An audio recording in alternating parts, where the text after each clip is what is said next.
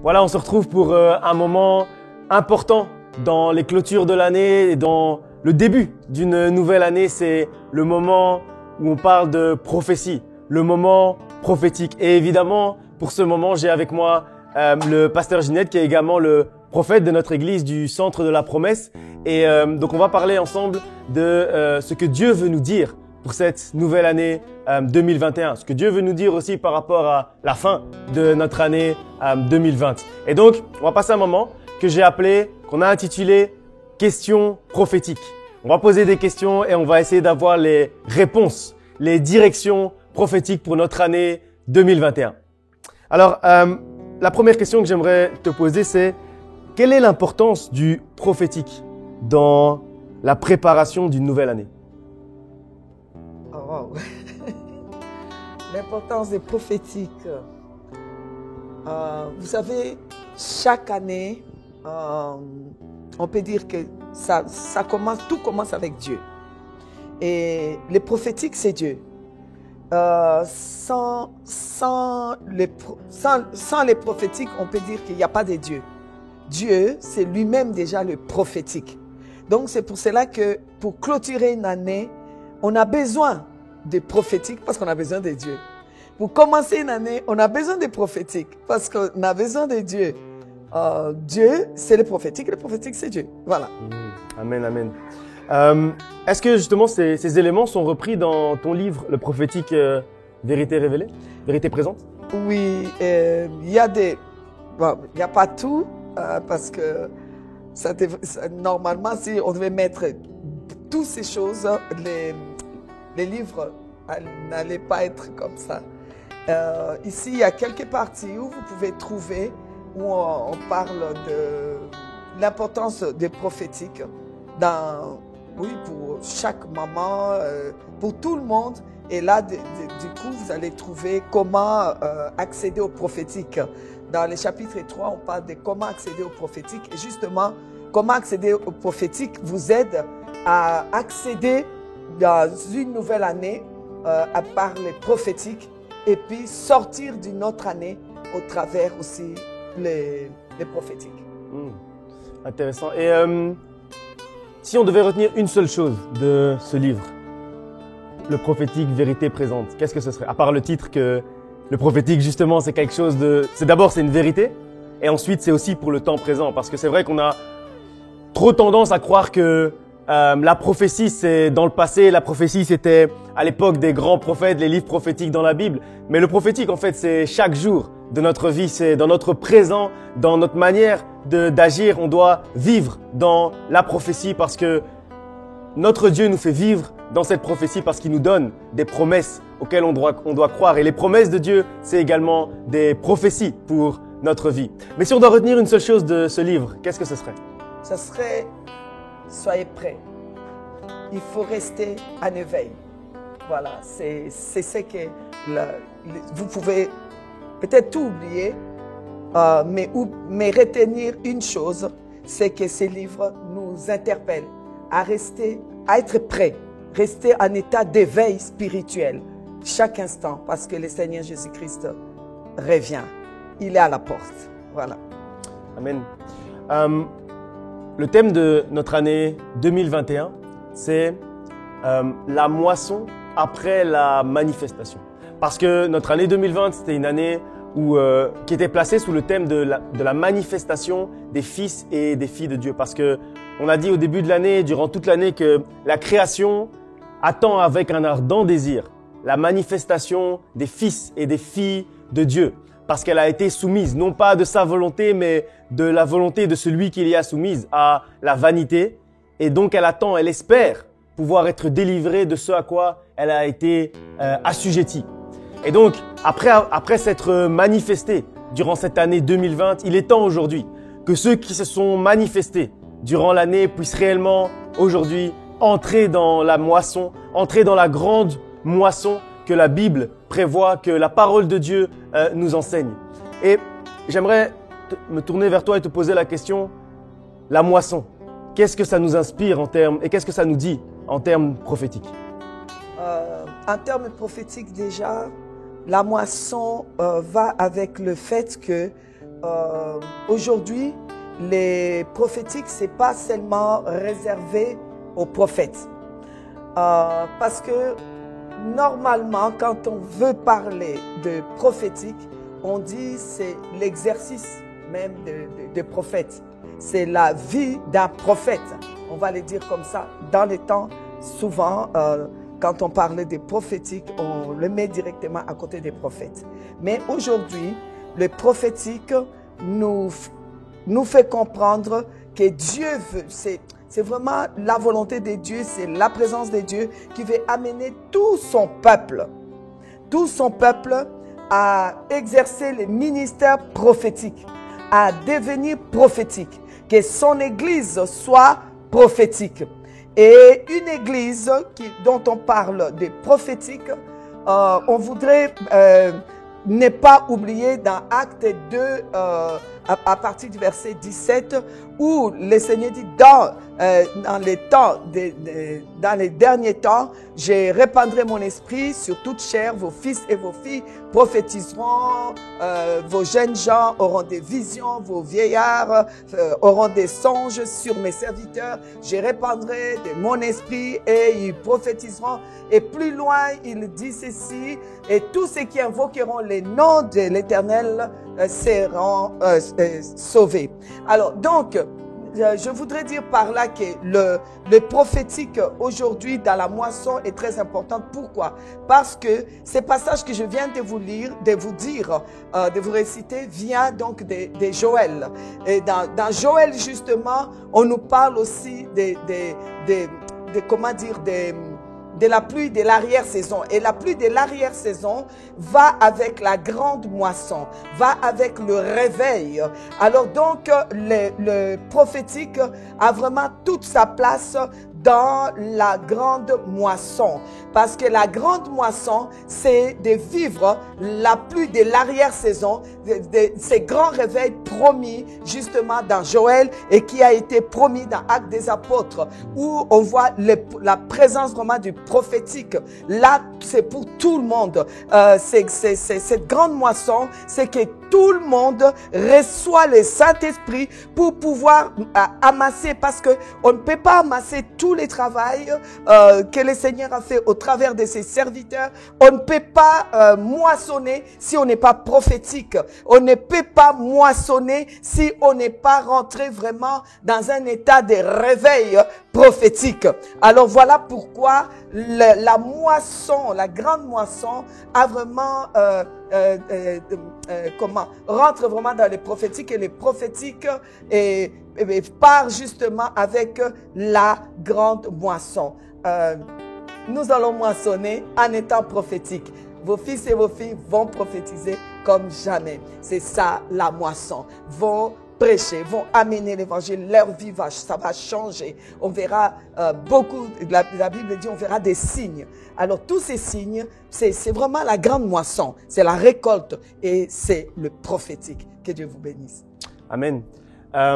Pour ceux qui ont compris et qui nous ont suivis depuis l'année dernière, vous comprenez pourquoi la moisson suit la manifestation. C'est parce que la Bible dit que la moisson est grande, mais il y a peu d'ouvriers. Mais si, avant la moisson, les fils de Dieu se révèlent, alors on répond à cette demande.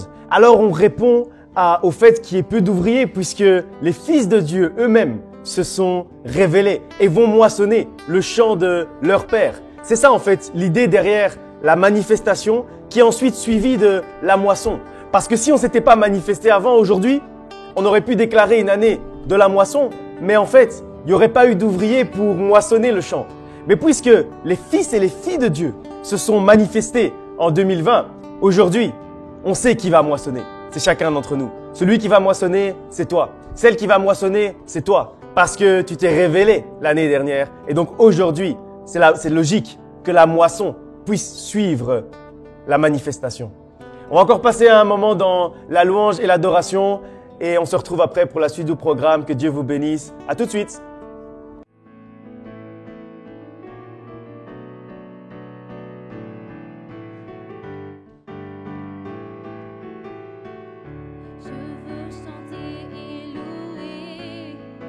Peu importe ce que je vis, le ressuscité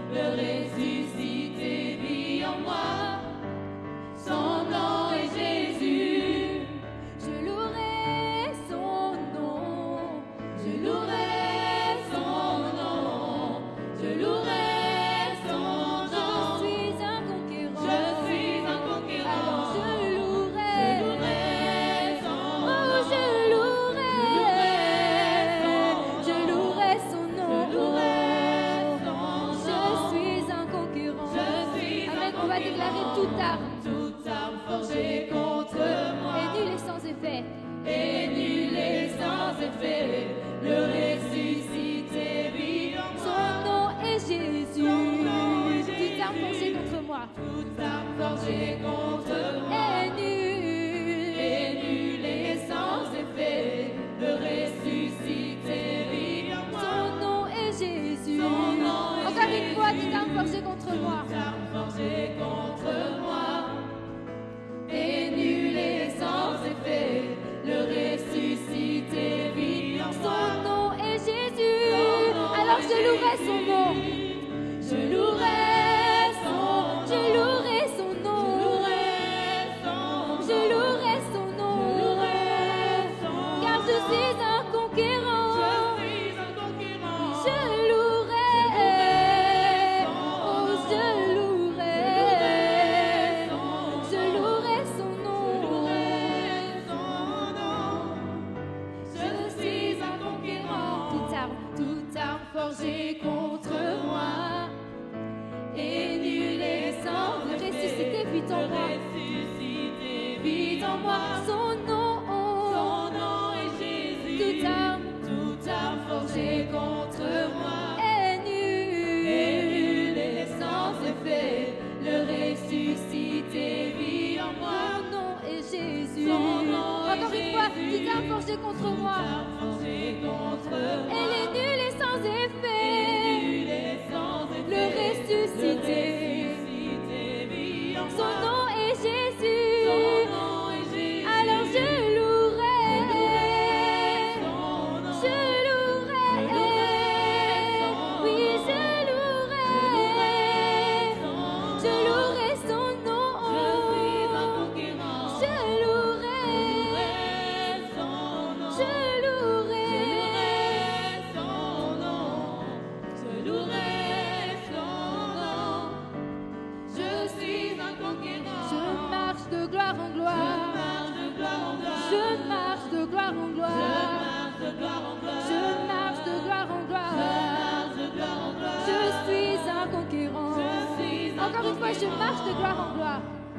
Je marche de gloire en gloire. Je marche de gloire en gloire. Je marche de gloire en gloire. Je marche de gloire en gloire. Je marche de gloire en gloire. Car je suis un conquérant. Je suis victorieux. Je suis victorieux. Je suis victorieux. Je suis victorieux. Je suis victorieux.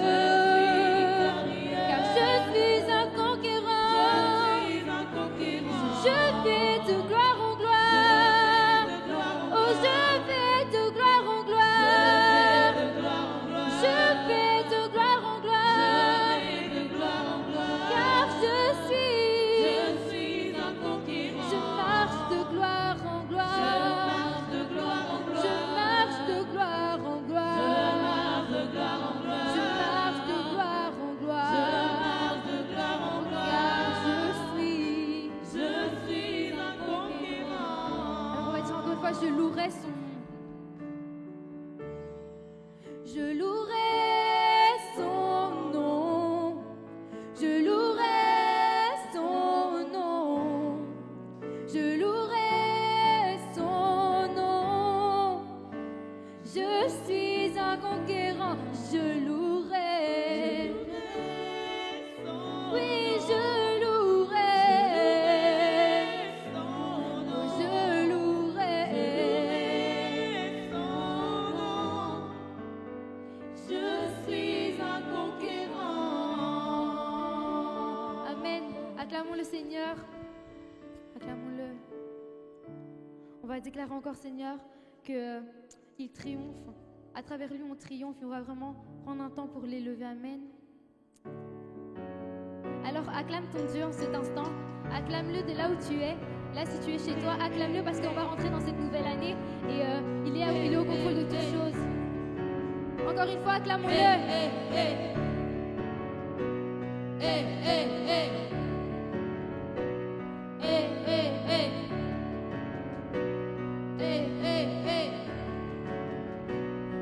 Acclame ton Dieu, peuple racheté, époux.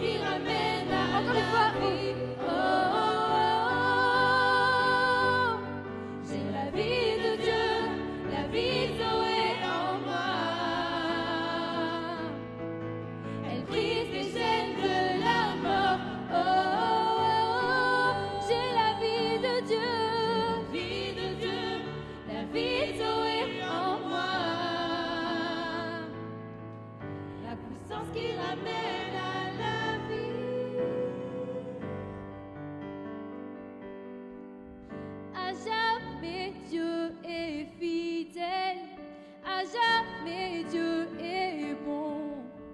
À jamais Dieu est avec nous. À jamais, à jamais, à jamais Dieu est fidèle. À jamais Dieu est bon. À jamais Dieu est.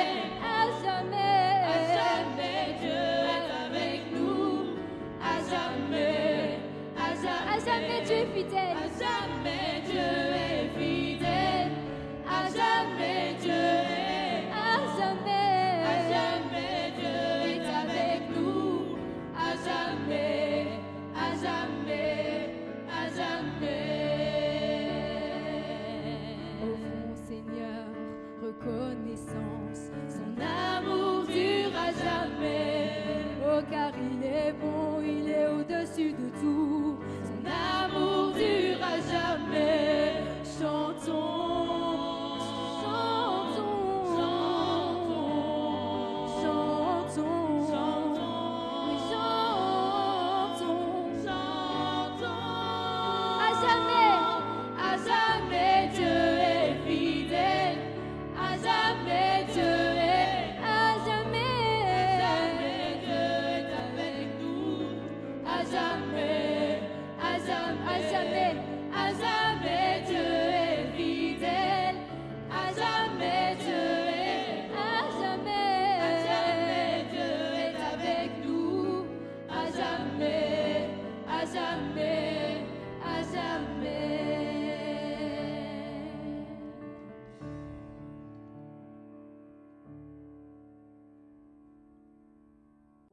Voilà, on est de retour pour une deuxième partie sur l'explication un peu de notre thème de l'année et également pour les discussions sur ce qu'est le prophétique, ce qu'est la prophétie. Dans la première partie, on vous a parlé de la moisson, qui est notre thème de cette année. On vous a parlé du fait qu'il y avait peu d'ouvriers, donc notre Dieu devait d'abord faire que ses fils et ses filles se révèlent pour qu'ensuite il puisse réellement nous dévoiler la moisson. Parce que dans la moisson, évidemment, il y a différents rôles. Il y a différentes choses que chacun d'entre nous, on doit faire. Chacun d'entre nous, on a un rôle dans cette moisson. Et le rôle qu'on a dans la moisson, en fait, ce sont les ministères. Les ministères que Dieu a établis dans son Église, a établis dans son œuvre, a établis dans son royaume pour que nous puissions réellement avancer. Et je me tourne vers le pasteur Ginette. Quels sont ces ministères justement que Dieu a établis comme étant les ouvriers de la moisson? Ah, wow. Comment je peux dire, dans la Bible nous parle d'abord souvent on parle des dons. Il y a les dons du Saint-Esprit et il y a les dons du Christ. Et les dons du Christ, c'est des dons qu'il a donnés pour l'Église. Et dans les dons, donc, les dons du Christ, nous avons donc dans Éphésiens, la Bible nous dit qu'il est allé donc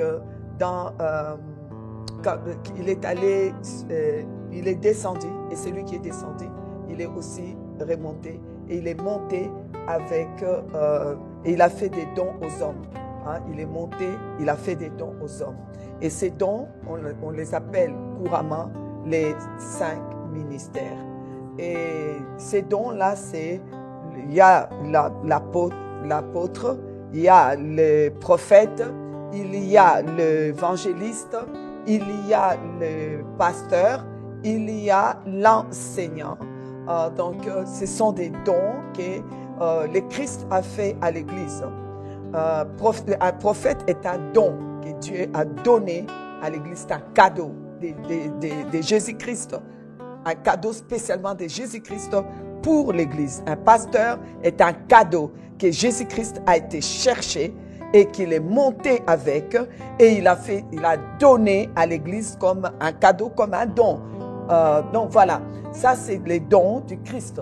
Mais il y a aussi ce que le Saint-Esprit a apporté comme don pour que nous puissions travailler. Ces dons qu'il met en nous pour que nous puissions travailler. Alors ça c'est pour tout enfant de Dieu. Ceux qui ont l'appel d'être pasteur ou pas l'appel d'être pasteur, ils sont baptisés du Saint-Esprit, ils ont les dons. Ils ne font pas partie des 5 ministères, mais ils ont ces dons. Même celui qui est portier à l'église, une fois baptisé du Saint-Esprit, a les dons du Saint-Esprit. Donc voilà un petit peu l'explication.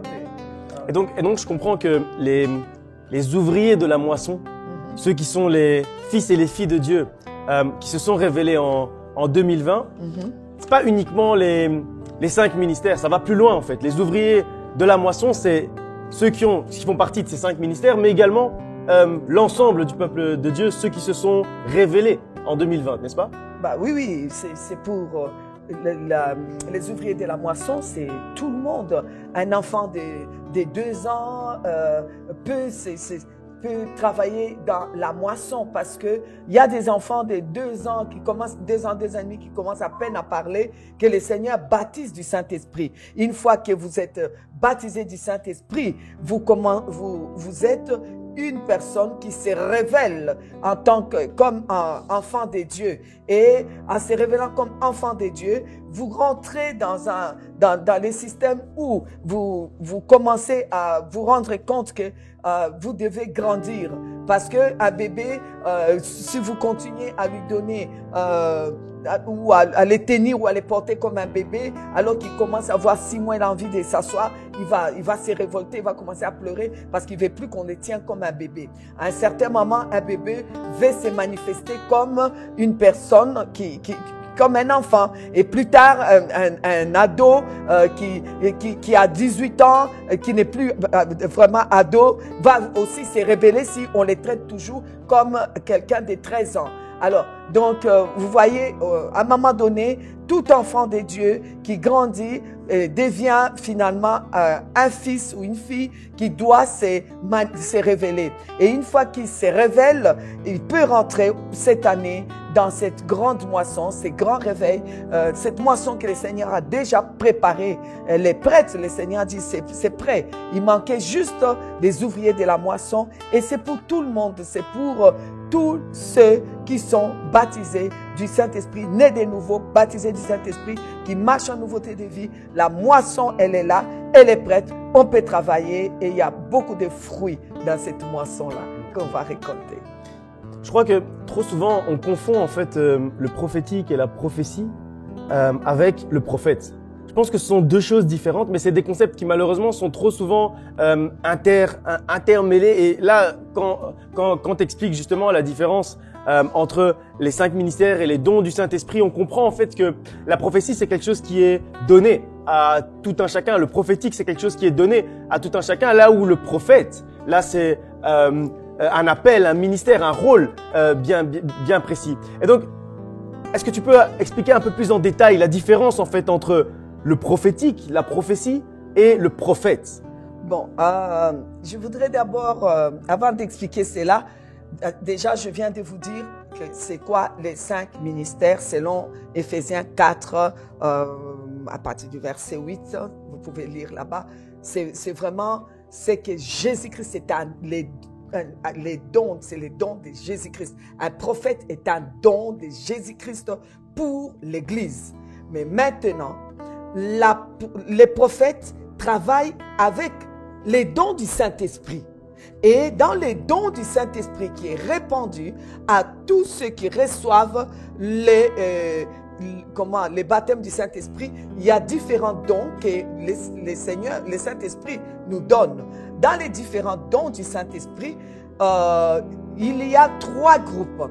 Il y a 3 grands groupes de dons spirituels qu'on appelle aussi les dons du Saint-Esprit pour ceux qui sont baptisés du Saint-Esprit selon, la Bible dit, c'est selon que l'Esprit leur donne.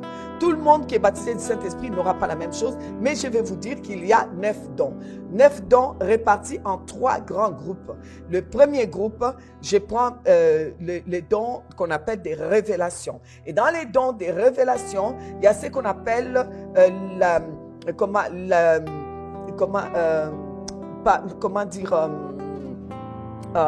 l'interprétation, comment expliquer, les discernements des esprits. Ok, il y a la parole des connaissances, ok, il y a la parole des sagesse. Et je vais juste un peu m'arrêter là avant de parler des autres dons. Normalement, les prophètes, en tant que dons du Christ, travaillent beaucoup avec ces dons-là du Saint-Esprit. Le Saint-Esprit lui donne souvent ces dons-là, qui est donc la parole des sagesses, la parole des connaissances. Parole des connaissances, ça veut dire quoi? Un prophète, Dieu va lui donner, va l'inspirer. La parole des connaissances, ça veut dire connaître les faits passés, présents, qui se passent au présent, ou futurs. Et il lui donne de voir ces choses-là. Et au travers de cela, il lui donne aussi les dons de sagesse, la parole de sagesse, pour pouvoir interpréter ce qu'il a vu. Et il y a le discernement des esprits. Un prophète a les dons, a ces dons-là, travaille avec ces dons-là du Saint-Esprit, qui est le discernement des esprits aussi, pour discerner, il s'agit de quel esprit qui agit à cet endroit, qui fait ça, pour ne pas marcher, pour que l'Église, comme il est un don déjà pour l'Église, pour que l'Église ne marche pas sans discernement de l'Esprit. Ensuite, parlant des dons, j'ai dit qu'il y avait 9 dons du Saint-Esprit. J'ai parlé du premier groupe où j'ai cité 3 dons. Donc, j'ai parlé de dons des révélations, donc j'ai cité parole des sagesses, parole des connaissances, discernement des esprits. Il y a maintenant le deuxième groupe qui est, on appelle les dons d'expression. L'expression, c'est les parler en langue, l'interprétation des langues et la prophétie. Alors, un chrétien dans l'église qui est rempli du Saint-Esprit, baptisé du Saint-Esprit, le Saint-Esprit peut, donc, selon qu'il lui donne, d'avoir les dons des prophéties. Et les dons des prophéties est généralement donné pratiquement à tous ceux qui reçoivent les baptêmes du Saint-Esprit. Et les dons des prophéties, c'est quoi? La prophétie, c'est juste pour encourager. C'est pour relever, c'est pour motiver, c'est pour édifier. Ce n'est pas, c'est différent de la parole des connaissances où Dieu peut me montrer un accident. Mais la prophétie, tu ne peux pas venir me parler, j'ai une prophétie pour toi, je t'ai vu faire un accident. Non, ce n'est pas une prophétie. Une prophétie, c'est pour m'encourager. C'est pour dire, Dieu m'a dit de te dire qu'il t'aime, qu'il te bénit, qu'il a un projet de paix pour toi.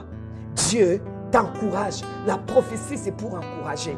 Voilà là où on confond. Tout le monde vient, va te dire, j'ai eu une prophétie pour toi. Dieu a dit, fais attention, autrement tu vas mourir. Ce n'est pas une prophétie.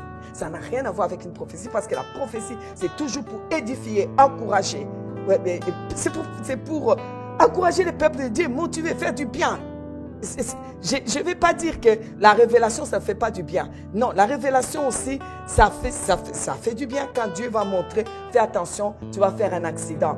Ça, c'est une révélation qui vient donc de la parole des connaissances. Mais ça n'a rien à voir, en fait, ça n'a vraiment rien à voir avec la prophétie qui s'arrête à encourager, édifier et faire du bien. Donc voilà.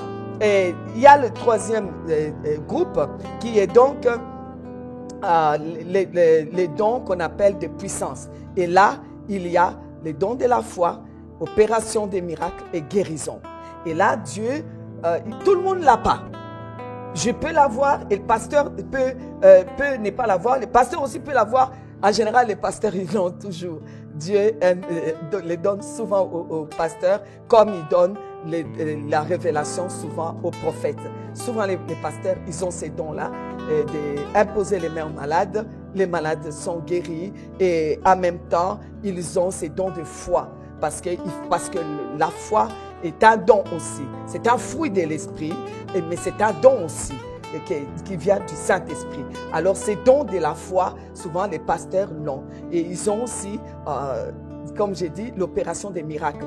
Opérer les miracles n'est pas la même chose. Je peux prier pour un malade, il va guérir dans les jours à venir. Mais l'opération des miracles, c'est je prie pour les malades, immédiatement il est guéri. Ça, c'est opérer les miracles. C'est différent. Alors donc voilà, pour bien essayer de situer donc les prophétiques et les prophètes. Les prophètes est un don de Christ pour l'Église et qui travaille avec souvent les dons du Saint-Esprit qui est regroupé dans la révélation. Il y en a 3. Il travaille beaucoup avec ça. La révélation, il donne des révélations. Il donne la parole de sagesse. C'est que j'ai révélé comment il faut marcher par rapport à ça. Et puis, ensuite, il discerne les esprits. En général, il travaille avec ça. En général. Mais Dieu peut lui donner, le Saint-Esprit peut lui donner tous les dons. Il y en a des prophètes qui ont les 9 dons. Alors, j'ai dit spécifiquement, les prophètes travaillent avec les dons des révélations. Mais la prophétie, c'est tout chrétien peut prophétiser. Ce n'est pas l'apanage des prophètes. Tout le monde peut prophétiser. Quand on dit que tout le monde peut prophétiser, que tout le monde peut avoir sur lui à un moment donné un esprit de prophétie et peut donner des prophéties, c'est vrai que ça encourage parce qu'on se dit que Dieu peut se servir de chacun d'entre nous, que Dieu peut nous utiliser chacun d'entre nous avec ses dons. En envoyant à un moment donné son don vers nous, il peut nous utiliser. Mais je me pose quand même une petite question parce que il y a une différence selon moi entre la prophétie et le désordre. Et malheureusement, peut-être dans nos églises, parfois courant pentecôtistes, charismatiques, ça a peut-être parfois aussi amené certaines dérives, certaines discussions qu'on n'aurait pas voulu avoir. Et donc, il y a un verset dans la Bible qui m'intéresse et qui dit que l'esprit de prophète est soumis au prophète. Et j'aimerais donc que tu nous expliques un peu plus en détail ce passage. Voilà. Si on retourne dans les contextes de justement là où tu as tiré ces versets, l'esprit des prophètes est soumis aux prophètes. On parle d'abord quant aux prophètes qu'il y en ait qui est un ou deux qui prophétisent et puis les autres jugent. Parce qu'il n'y a que des prophètes qui peuvent juger les révélations données, parce que là on parle, cette partie-là justement parle des révélations, qu'il y ait que un ou deux prophètes qui puissent apporter la révélation et les autres jugent. Il n'y a qu'un prophète qui peut juger la révélation donnée par un prophète. Et ensuite, on parle dans ces contextes-là, si vous descendez les versets plus bas, c'est là qu'on parle que tout le monde peut, chacun peut, donc successivement, on peut prophétiser dans l'Église. C'est-à-dire, il y a tel qui reçoit, qui ressent qu'il doit exhorter, d'ailleurs on le dit bien pour exhorter, va exhorter, en ce moment-là, s'élève pour exhorter. Dieu dit qu'il est là, mes enfants, soyez fortifiés, selon qu'il le reçoit du Saint-Esprit.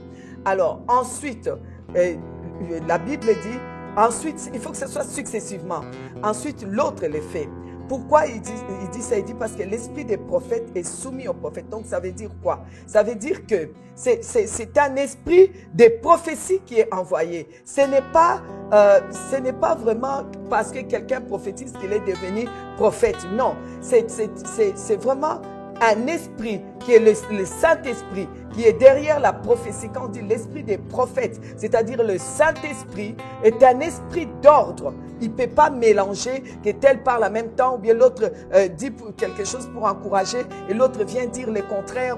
Non, ça ne va pas comme ça. Le Saint-Esprit travaille avec l'ordre. Quand on dit l'esprit des prophètes est soumis aux prophètes, ça veut dire ceci, le Saint-Esprit de Dieu qui est là en train d'inspirer donc ces dons de prophétie, donc qui est différent du prophète, même c'est un don, un courant des dons de prophétie qui est en train de sortir. C'est cet esprit-là qui est derrière, c'est lui qui est l'esprit des prophètes, c'est lui qui est l'esprit des prophètes et c'est lui qui soumet les prophéties que vous êtes en train de donner à l'ordre pour que tout soit en ordre. Quand ça vient du Saint-Esprit, il y a de l'ordre.